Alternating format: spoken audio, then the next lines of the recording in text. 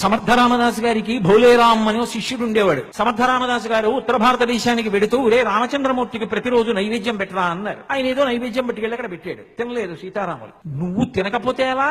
నా కోసం కాదు, మా గురువు గారు చెప్పారు తినన్నాడు. ఆయన తినలేదు. నువ్వు తినకపోతే నేను గురువు గారికి ఇచ్చిన మాట పోతుంది, తింటావా తినవా అన్నాడు. ఆయన ఊరుకున్నాడు. ఆయన తల కొట్టేసుకోవడం మొదలెట్టాడు. మా గురువు గారికి తెలిస్తే ఏమైపోతాను, నేను గురువు గారికి ఇచ్చిన మాట పోయిందని తల కొట్టుకున్నాడు. వెంటనే గబగబా రాముడు సీతమ్మ తినేశారు. అంతా తినేశాక మా గురువు గారు మిగిలిన ప్రసాదం తినేసేవారు. అంతా తినేశారు, నేనేం తినాలన్నాడు. అయ్యి బాబో ఇదొక్కడ కూడా నీకు అట్టేసి పెడతానని సీతమ్మ అట్టేసి పెట్టింది. తీరా అట్టేసి అరిటాకులో పెట్టాకన్నాడు. మా గురువు గారికి అట్లంటే చాలా ఇష్టం, నేను మా గురువు గారికి పెట్టకుండా తిన్నా, మా గురువు గారి దగ్గరికి ఎడతానని పరిగెత్తడం మొదలెట్టాడు. ఒరే గురువు గారు కాశీ వెడుతున్నారా, ఎక్కడికో వెళ్ళిపోయాడు, ఇప్పటికి నువ్వు ఎప్పటికట్టట్టు కడతావు, తినరా నాయన అంది సీతమ్మ.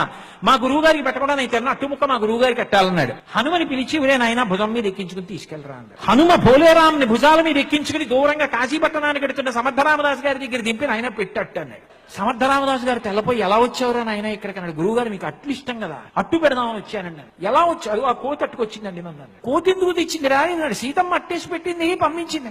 ఒరే కోతి ఏమిట్రా హనుమరా, మహానుభావుడు భుజాల మీద ఎక్కువచ్చా. గురువు గారు హనుమో సీతమ్మో పక్కకు వదిలేయండి, మీ కట్టిట్టేనా లేదా నాకంతే. సమర్థరామదాసు గారు అట్టుముక్క తిన్న తర్వాత మళ్ళీ హనుమ భుజాల మీద కూర్చుని మళ్ళీ దేవాలయానికి వెళ్ళిపోయాడు. ఆయన పోనీ గురువు గారితో వెళ్ళలేదు. గురువు మాట, గురువు గౌరవం అంతే.